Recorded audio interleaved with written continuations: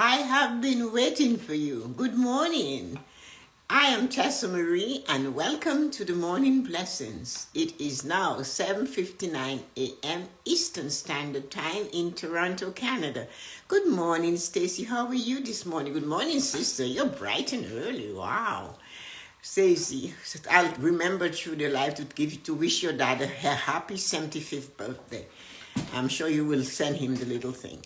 So yes, here we are, and hello, LID Yag.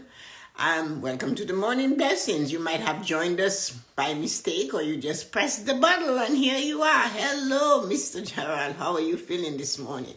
It is a wonderful morning. It is the Morning Blessings. And if the angels push your finger and you touched it, hang on. Something great might be coming your way. So, here we are. It's a beautiful morning. It is 8 a.m. So let's get the show on the road. Look at your topic. What is stopping you from going forward?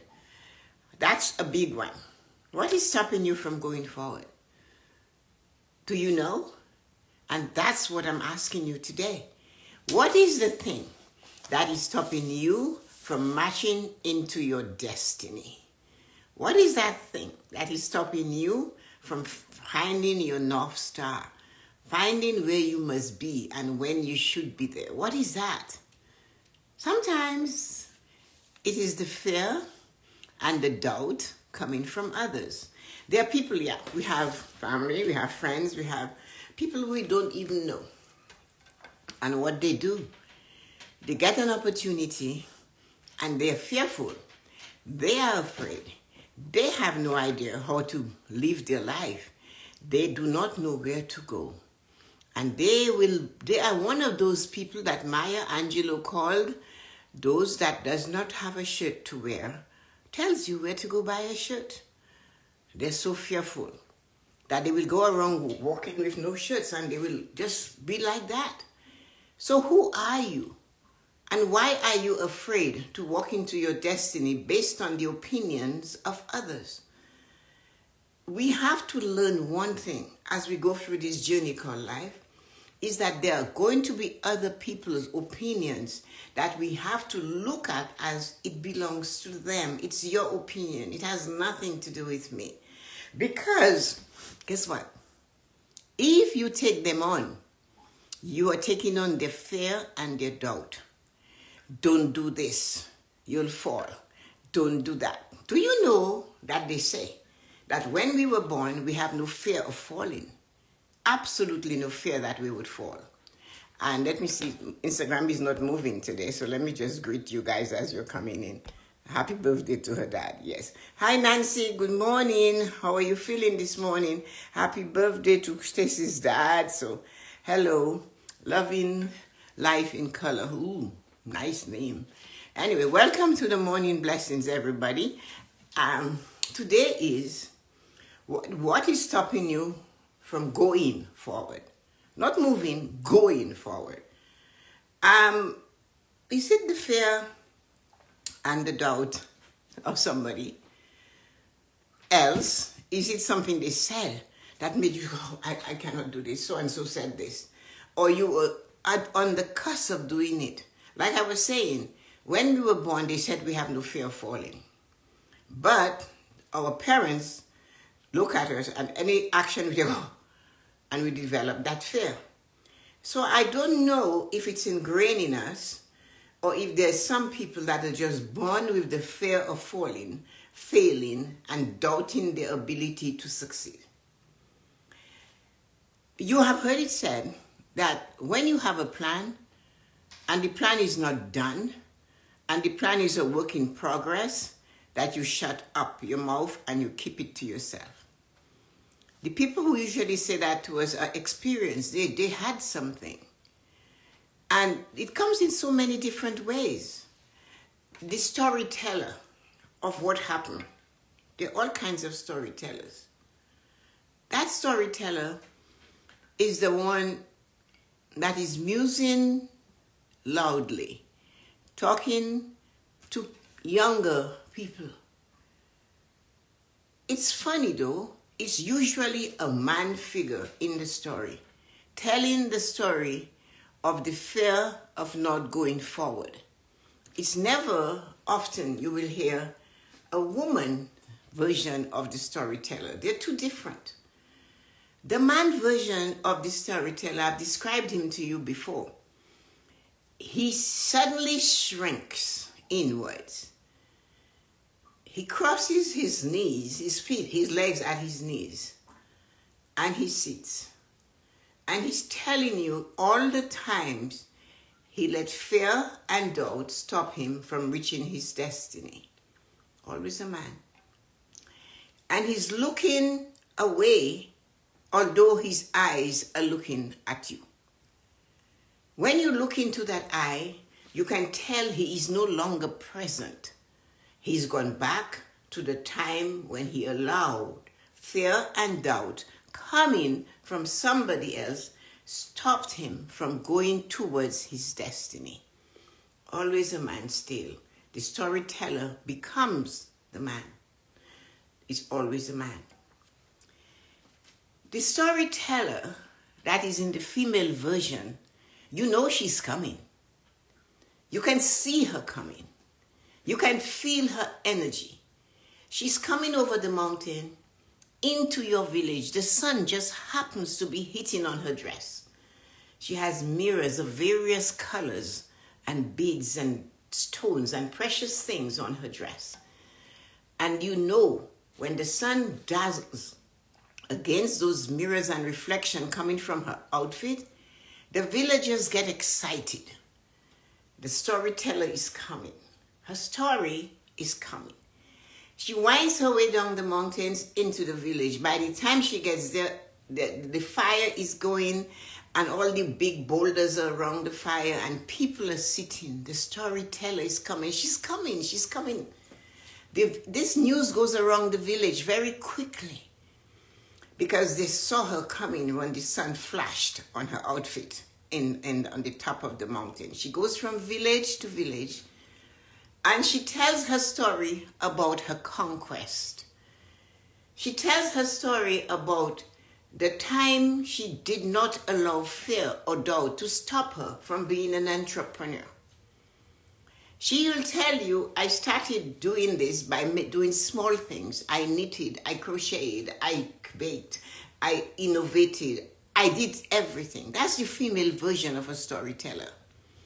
And she will tell you with a smile on her face that, hey, it was not always easy for me to get over fear and doubt.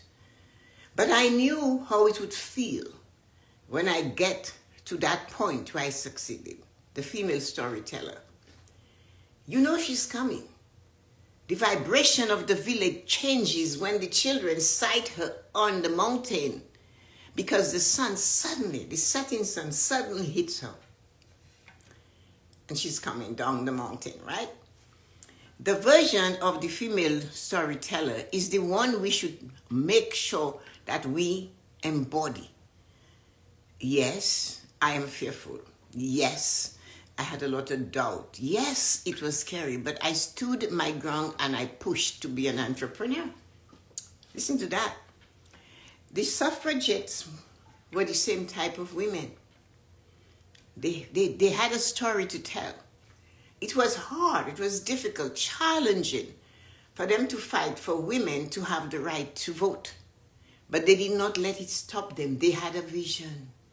They knew what it would be like when you and I get to do the X. So their story is different. They will tell you of the hardships. Somehow they will tell you of the hardship.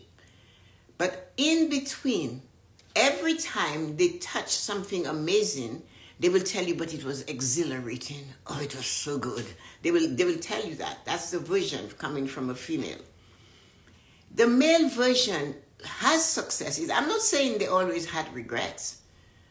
They have successes too. But they're not always able to tell you their story in full. And you wonder why? The emotion coming from a male is completely different from what a female does with a story. Few get through and pass that test from the male point of view. But the version coming from the female of, yes, it was doubt. I had doubt. I had fear. I didn't know. I lost hope, but I held on. And I fought. So the storyteller is traveling from village to village. And every time she comes to a village, she tells you a story of her conquest, her near misses, her thoughts that were not accepted, her failures that she hid. But she said that did not stop me. So that gives you, a human being, male or female, a reason to choose which one of these storytellers you want to be. Remember I said, the storyteller, the female version, coming down the mountain dressed in all these bells and whistles and mirrors, and the setting sun is flashing on her, notifies these villagers that she's coming. They get ready for the time to sit, to listen to her, to learn from her. And then I told you at the beginning, the version from the male point of view. He sits, there's no mirror, there are no bells and whistles. He has a very small audience. Legs crossed at the knee, looking at you, but not being with you, telling you the tale and reliving the tale. And they suddenly shrink, and they will tell you the doubts of others and the fear. They told me not to, so I didn't. How many of you have driven in a car with your spouses, a male, and you a man if you're here? How many times you needed to ask for direction and you refused to? How many times did you observe this, or you just sat there and you kept saying, ask somebody? No. So you see, they chose not to go for the advice. So then they sit on the stool called regret, and they tell you how. They didn't tell you what they should have done. They tell you how I had this opportunity, how I had this amazing thing I could do. I could create this business plan. But I was afraid. And when I told my friend some name that is just Heskif, something like that, he will tell you, oh, he told me not to do that. He said that he knew somebody who did it and they didn't do it. But the version coming from the village, from the storyteller, by the time she's done and it's time to turn off the fire in the village square and go to bed, everybody there, including the men who came to listen, have an idea they too can do this. And that is why they tell you, well-behaved women rarely make history. We cannot do it if we're well-behaved. Somehow we have to be radical. We have to step into the light. We have to fight through to get it done. And then when we get to the end, I did it with a deep breath. And nothing else matters. So by the time the fire is off at the village and everybody's done listening, everyone leaving realize, I can do this. Oh, I can open my bakery. I can do this. I can start a business. I can teach others. I can become this. I can be an engineer. I can be a scientist. There was a time, and you know that, when there were no female doctors or lawyers.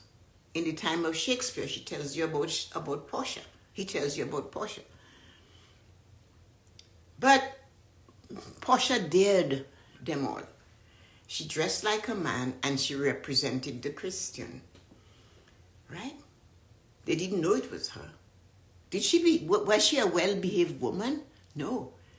She broke the protocol of the time. She did not let this thing that women, the fear, oh, you can't do that, you're a woman. You can't do that, you're a woman. You can't do this, you're a woman. And doubt. But it goes for both men and women. Which side of the storyteller do you want to belong to? Which one do we choose, man or woman? Because doubt comes from others, and sometimes it's well-meaning doubt. It is not that they hate you, but they cannot push you because they too have never been pushed. They dare not go forward and keep going because they told them, if you go this far, you will not be able to come back. But you do not have to go back. You choose to go back. And even then, the road back is different. The road you left is never the road you're going back on. Everything is different. I knew someone who wanted to go away to study. And their mother said to them, you cannot do that. You're all I got. What will I do? And that person ended up being so frustrated because I desired to do that. Only they used the word want. I so wanted to become an educator. I wanted to do this. I wanted to teach. But my mom told me, I will miss you. You're my only child. Her fear of missing the energy and the personality of the son clouded that. So she couldn't see the need of the other person to go forward. She couldn't push forward. She didn't have it in her because she only saw it from her point of view. Her not having it, her fear of losing her only child. She didn't realize that she could let him go or her go and grow. It was a girl. So when we turn around and we look at those things, we need to remember one thing. Our fear and our doubt should be kept to ourselves, if we have it. We choose which storyteller to be. And I'm saying that now, even at the ripe old age of today, Stacy's father's 75th birthday. So even at the ripe old age of 75, he wants to get into social media and talk about should that stop him? Should somebody say to him, well, you're 75. You shouldn't be doing that because, you see, they told me that too. And it was like, yeah, right. Whoever stopped me before. If you want me to do something, tell me you shouldn't do it. It's like, okay, watch me. So we have to learn to avoid the opinions of others and ask them to keep their opinions to themselves. That is not going to, if they're upset and they refuse to speak to you again, then that's cool. It's okay. Because obviously they're going to be an anchor for you, or they are going to be the beaver in your river. They're going to stop the flow coming to you. There are many people who believe that they know better than you because they see you as what they cannot be. You might be a rebel in their eye. You shouldn't do this. You shouldn't dress that way. You should present this way. But you cannot present the way that you're not. It's not right. Then I am becoming you. And you're taking that person's veil of doubt and fear and you're covering yourself with it. Why would you do that? That is the question I'm asking all the assholes. Why would you do that? Why do you always do that? Because I can. And then when they're forcing their opinion on you, you have to realize that at the end of your life's journey, who is going to be the person that is sitting on the bench, not in the village square with everybody listening to your tale of successes, near misses, and maybe collapse. But you can always say, after all of that, I was able to move from here to here, from there to here. So choose what you listen to. Observe the energy coming from the person that is giving you the warning. It is okay to tell me and others, listen, man, you're taking a big journey. You're pushing on something that's hard. And for the time you've been doing this, you should have thousands of followers. And I'm thinking, I don't even have anyone following me. It doesn't really matter. Because you see, you have to remember being an artist is what we are. We were born to create, no matter who you are. You were born to create. No matter what you do, you're still creating every day. Because it's your energy. And you have a right to create. So when somebody tells you that you should not do something, They're taking away your right to be the person you were born to be. Choose. You give them the key to the door of your life. And so where does that put you? If you're letting the fear and doubt ooze in from somebody who has never tried, who has never stood in the arena, who do not know what it is to fall down and stand up again, and if you allow them to have the key to your life, where does that put you? Behind them. You don't have the key. So how can you go forward and open the door? You gave the key to them. Guess what they did? They passed. And they have the key. And they opened the door. And can they open the door and shut it as soon as they go in? I wonder. Are you quick enough? Or are you waiting for them to let you in once they open the door? The only person that does that for you is you. And if you seek the help of the genie will say, your wish is my command. You want the door open by yourself? Here, the door is open. Step in and do your best. Because at the end of the day, whatever you do, it really only matters if what you do is as simple thing as rinsing a cup, then rinse it well. Do your best. Do not do anything haphazardly, especially if you intend to be successful. You need to show up, stand in the middle of fear and doubt, and say, yes, I can. Say, yes, I can do this. Watch me. To you. You don't need a crowd. You only need you. And who cares where it falls? You did it. And at the end of the day, the satisfaction of saying, you know what? The opportunity came. The situation was there. The challenge stood before me. The rock was bigger than me. But I found a way to scale it. When I got to the other side, I was battered and bruised. I have the scars to show you. But I did not let doubt or fear of the size of the rock stop me from going through the rock to get to be who I am today. You have to be that storyteller. Choose which storyteller you want to be. Dare, if you're male, to wear red pants when you're coming to tell your story. Decide to wear what you call Liberace shirt when you're coming to tell your story. Because you have a story to tell. You got hit in the face and you kept going. They took away one part of you, but there was enough to make you go forward. And here I am. So, Stephen Hawking, if you guys know about that physicist,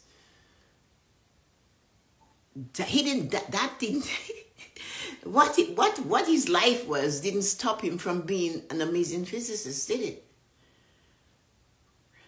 He was nailed in a chair. His voice was a computer. And he was so amazing at what he did that even on the Big Bang Theory, they brought him in as a nemesis to Sheldon. So you see, we cannot let the fear of we're not good enough, the fear of others telling us you do not have it, you're too tall, you're too short to be a model, to be a ballerina. You're too old to stand up and talk. You're too old to share what you know. These are the doubts coming from others. And it is, if you take it and you use it and you believe it and you let it shape the rest of your life, you are giving them the key to your life. You're giving them the key to the door, to unlock the door of the importance of the amazing life you can have. And again, if they have the key, they must step in front of you to open the door. But who goes in? Who gets there first? Whose story will they hear? Which one do you want to be? The storyteller coming down the mountain dressed in the dazzling outfit, the sun setting and reflecting on her, the villagers knowing she's coming to tell them a tale of triumph, maybe disaster. But there will be both. Or do you want to sit with the storyteller that will tell you of their disaster, of their regret not doing it because I was too black to do it, I was too short to do it, I have an accent, I'm too old to do it. Which one do you want to take as your root so that you can grow? Which cup do you want to drink from? Which nectar will taste better? Scary. The storyteller's nectar is going to be tiny, but just a drop is going to be sufficient to open your eye, open your heart, so you too can step and be the storyteller and say, why? What did you do? What is the one thing that you did in your life that you dare to be different to do? You have to do that. You must know. We all have to start somewhere. That doesn't mean we end there. But if all we have done is get there and sit there and say, oh, okay, I'm fine. The doubt is the thing that keeps us back. I don't think I can. No, you can't. So you have these voices, and they're human voices. And they'll find little things to fix, to break, to tell you that's not good enough, and you need this. You should hear, I need light, I need this, I need that, I should do this. I just do what I want. It doesn't matter. And when you get where you believe you should be, and then you find it is not as comfortable as you thought it would be, do not regret it. Stay there and say to yourself, I love where I am right now. And find that one thing that you love in that moment. There is always something nice about where you are. It's a matter of finding it. And it's a matter of actually seeing it, because we look for big things to be happy and to feel good about. And that's why we fail. We do not see the tiny steps on the way to success. And yet we know that the bricklayer can only build a wall beginning with one brick. But at the end of the day, he can go home and say, today I laid my first brick. And how does that feel? He feels good, or she feels good. Today I lay my first brick. And tomorrow I'm going to lay another one. And another one, until that wall is finished. But if he had looked at it, or she had looked at the wall and saw the wall and finished, oh my God, I could never do this. The doubt and the fear is too big. That's why it's easier to take a little bite every day against fear. A little bite every day against doubt. I had a fear of heights. I remember being pregnant with Jillian and going to see my cousin, and she lived on the 16th floor of an apartment building, and I walked. I would not go in the elevator. And then when I got to her building, in her apartment, I would never go on the balcony. And I decided, this is ridiculous. So I started doing things. I would go on the 4th floor and little things like that. And then I went and I did the skywalk at the CN Tower. Outside, my feet hanging over Toronto. I was tethered. Yes, I went to Sydney and I climbed the bridge. I went to Machu Picchu and I went, of course, to Switzerland and did this thing. Because I had to conquer it. But I started with little things on the way to get there. So, but I did not allow my fear. It was mine. It didn't come from somebody else, and I fought it. So why is it we're not able to fight the fear coming from others? And maybe we can say, that is your story. That's your belief. Knock yourself out. Hold on to it. But I am going to do this. Because they will never understand that. And if they persist on telling you all the reasons why you shouldn't, there comes a time you need to lean in and say, are you okay? And they will say to you, why do you ask that? Because you're trying to tell me how to live my life, and that you shouldn't be doing. It's none of your business. Are you okay? That's the only question they get. Because they have to fight now to prove to you they are okay. They're so okay that they want to tell you to be like me. But no, we cannot be like you. They say the mother will always recognize Siamese twins or identical twins. She would always know which one is which. Why? Because she was there from the beginning. And you are coming from outside and you want me to emulate you. And when I ask you if you're okay, you're confused. They get fuddled and what do you mean I'm okay? And their attitude change. Are you okay? Obviously you're not okay. Because if you were okay, you would not straddle into my lane. If you were okay, you would not be telling me how to live my life as an adult. When my children turned 18, I said, I'm done. My job is done. I cannot tell you what to do. If I haven't instilled what you need to live a fulfilled life in you, well, I fail. I can give you advice, but I cannot tell you what to do. Yet we forget that. And we have these well-meaning friends that want to tell you, oh, you should not be doing so much for your grandchildren or your grown children, or you're giving all your life to these children. Well, you know what? You tell me what you give into your life. You're straddling again. It's illegal to be driving in 2 lanes. It's illegal to run a race and be driving and running in 2 lanes. You cannot do it. We need to stick to our lanes. So when the people come and they want to cover you with doubt and fear, and you know you must, you have to dig deep. You have to choose which storyteller you want to be in 10 years. The one coming down the mountain dressed in dazzling outfit and the sun capturing it and the villagers waiting for the tale so they can be inspired at the end of the night to tell their story or to go begin a new journey. Or do you want to sit with the storyteller that is present, yet they're absent?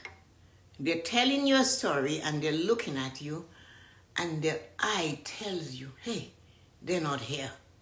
They're where they lost, because that's the only place they know. Which one do you want? Choose. Please choose. I didn't get a chance to do this because sometimes I go crazy. Hello, Don. Hello, Stacy. And who else is here? Oh, Rosalind, good morning. How are you feeling today? I hope you're still there. I missed a few of you coming in. Yuko, sorry, Yuko. Hi, Stacy again. Stacy said Nancy was there. We as women can do anything. We set our minds to do. Yes, Nancy, I agree. Absolutely we can, Stacy says. I was told to sit down and put my feet up because I retired. Oh my God, Dawn. Oh my God, what an option. Age should not matter. Follow your heart and dreams. Yes, you should. Hi, sweetie. Hi, Jilly. How are you? And the best is yet to come for all of us. Use your voice. We have our own voice. Todd too, boo. I think that is Brian's nephew. I dared to become an author when I was discouraged that no one would want to know what I have to say and no one would read my books. Now I am the author of 3 books on the oceans of thoughts. Wow, Rosalind, that is amazing. Rosalind, you know something? I said it the other day and somebody was really upset. And she said, you don't care whether people read your book or not. I said, no, I don't. She couldn't get it. But you write it, and don't you want to be a bestseller? No, I just want to know I did it. I don't care. Being a bestseller has nothing to do with me. Think of that. Without the book, there is no bestseller, right? But who makes you a bestseller? It's the people who buys the book. That's their job. There's people, that is the part they play. My part was to let it go. I am writing a story now, and it's at 16,000 words, and it's a big story. And it is about the dream of writing. That is basically it. The dream of writing in a library of an ancient castle. That's all. And it just goes. And you know, and sometimes somebody asks me, where do you get them from? It's like that day. One of those things was a story I'm writing, and it's called That Day. What happened that day? And it all happened with a ride, a horseback ride that day. You know, and it just goes. But I feel good doing it. I'm at my happiest when I am just writing away and I do not make correction when I'm writing spelling, grammar. I'm just writing, no paragraphs. Well, paragraphs, sentences, yes, but no chapters. But it tickles me, it incites me, and that's my part that I have to play. So if you have something to say, do not let somebody discourage you from writing your story, from doing your thing. Like Nancy, I know, she loves crafts. Can you imagine somebody taking an old quilt and putting it and I forgot what she said, the word she used, but she brought it to life again for somebody. Now, that quilt could have been a quilt from that person's grandmother or great-grandmother, and they just wanted it back. And there comes Nancy with it. I couldn't quilt. I tried. It's just too slow for me. And she was able to put it together. I admire that. I appreciate that. I value that because she can do that. And that is why we each have our little space. So Loretta, my cousin's wife, she loves to bake. She loves to make the English black pudding, only spicy, and all these things. She loves to do them. And somebody said, do you make it? I said, no. If Loretta make it, why am I duplicating this thing? I can't do it. So if I need any of that, I say, Loretta, I need a cake. Loretta, can you do this for me? Especially West Indian foods, because I have no idea what to do with it. I see Dawn cooking it and I go, you are so fortunate. I wasn't taught to cook it. I didn't get a chance to do it. And really now I do not care to do it. So the thing about it is, if I need it, I'll call Loretta and she'll do it for me. And if she wants something done with a piece of fabric, she will tell me. If I see something I know she would love, I will find it and give it to her. So everybody has their space. So write your books, create your craft. When you spend time with your grandchildren, you are instilling better qualities than what you instilled on your children. That's what you just did. So that is important because you're seeing them from a different point. It's the Rubik's Cube of life. You're realigning these little bricks. Because when you did it with your children, there was no encyclopedia for you to say, well, this is what you do with a boy and a girl and a this and the second child and the fourth child. There's nothing. You're just thrown in there and you're kicking your way through it. But when you get the grandchild, it's different. Your indulgence, you let them do what they want, and when the parents complain, you say, well, when they get home, whatever is broken, you fix it. Whatever I took away and I gave them, you fix it. That's not my job. So my job is to spoil them, to make them have fun. When I go to Grammy's house, I know I have free reign. I can jump on the bed, and they jump on I go, okay, she's jumping too high, Mom. I go, is she? If she falls, she'll stop. And my mother said, if they're crying, they're alive. And that is important. So what you have to remember, and for all of you who, like Rosalind, I'm really glad you did this. It doesn't matter who buys your book, who doesn't buy your book.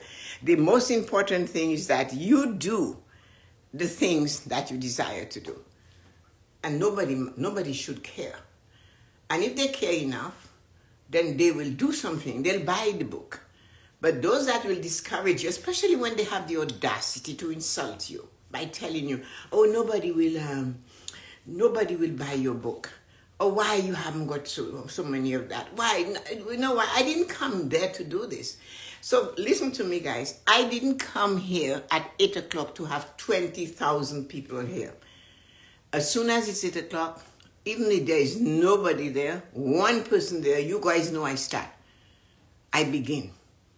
Because that's what I'm supposed to do. So have a wonderful weekend. It's going to be fabulous in the city. It's Santa Claus Parade. It's Taylor Swift. It's everything happening in the city this weekend. So Santa Claus Parade was the day I would turn on my Christmas tree. But I'm going away for Christmas, so I will not be doing that. But I have the decorations outside. I got that done, and it's amazing, and it's beautiful. What are you doing this weekend that is special? And happy birthday to Stacy's father. Oh, it's Todd Pearson. It is Brian's nephew. Hi, Todd. Thanks for coming to the morning blessings. I didn't realize it. I saw the name, but I didn't know. So anyway, Nancy, Stacy. Hi, Arita. Didn't see you. Lots of you need to talk. Hi, Yuko. Hi, Colleen. Hi, Lujili. Hi, Dawn. Hi, Loretta. Hi, Todd. And hi, Rosalind. Thank you so much for hanging. It's been a beautiful morning. I will see you guys on the other side of time. Have a great weekend. Check the YouTube channel. Subscribe. By the way, I'm going to step aside so you guys could see my 7 books. There they are. Christmas is coming. Who do you know that cannot make a plan? They're on Amazon, right? So I'll take you through them. This is number 1. It's not on Amazon. This one is the story of a tree. That is something I wrote in like 20 minutes in 1990 something, 99. And then 2002, the what you call that? Controlling the Death Monster. And then The Morning Blessings, which is what this show comes from. It's from this book. It's a tabletop and it's beautiful. It has pictures from all over the world. Then the Goal Setting Journal, when I started teaching people how to set goals to succeed, to stop doing things, to do new things, whatever. The Gratitude Journal, my biggest thing is gratitude. You guys know that. The Book of Proof is different. You need to acknowledge, and to get results, you need to acknowledge your small successes. So that tells you, for example, today I observed the law of attraction and gratitude working in my favor. And you explain what it is you observe because of that. And then the final book is the newest one, The 5 Pillars of Prosperity. So you have friends that need a gift and you don't know what to get, send them one of those books. You don't even have to post it. Pay for the postage. Amazon will send it to them for you. So yes, give them a goal-setting journal. The friend that tells you, I don't know what to do, I can't figure out what I should do. Because it has information on how to set goals. And they're all on Amazon. Have a great weekend. I have to talk to a few ladies. And goodbye, everybody. Talk to you, Nancy. Have a great weekend. Stacy, you to tell your dad I said happy birthday. Arita, I will talk. Yuko, see you. Colin and Dawn, Loretta, and Rosalind. Have a great day. Talk to you later. Bye.